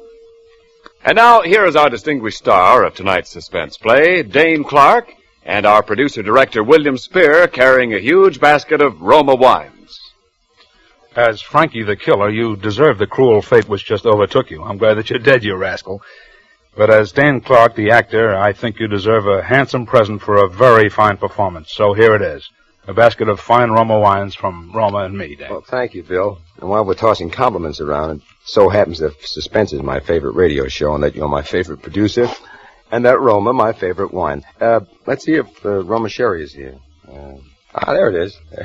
Say, Dane, are you having dinner at home this evening? Yeah, I am. Can a late dinner with a few friends after the show. Well, you'll find, along with all of Hollywood's famous hosts, that Roma California Sherry is the perfect first call for dinner. Of course, it's the favorite of millions everywhere, anytime. It's the ideal wine for afternoon or evening parties.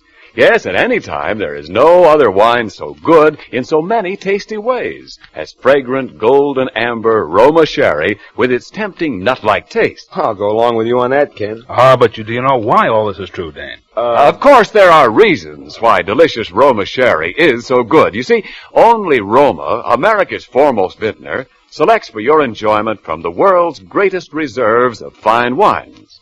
And because Roma's vast winemaking resources are unmatched anywhere, Roma Sherry, like every Roma wine, is better tasting always.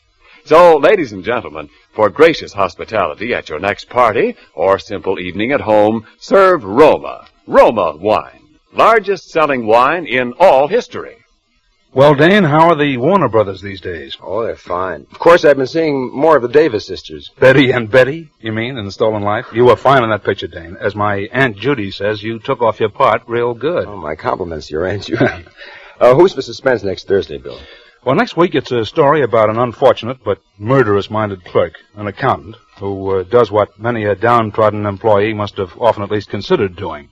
He kills his boss.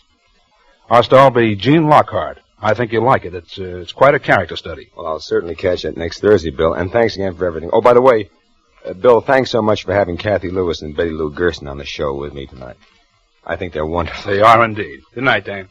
Next Thursday, same time, hear Gene Lockhart in Suspense. Presented by the Roma Wine Company of Fresno, California. In the following week, Suspense will present such stars as Judy Garland, Rita Hayworth, and Edward G. Robinson. Make it a point to listen each Thursday to Suspense, radio's outstanding theater of thrills. This is CBS, the Columbia Broadcasting System.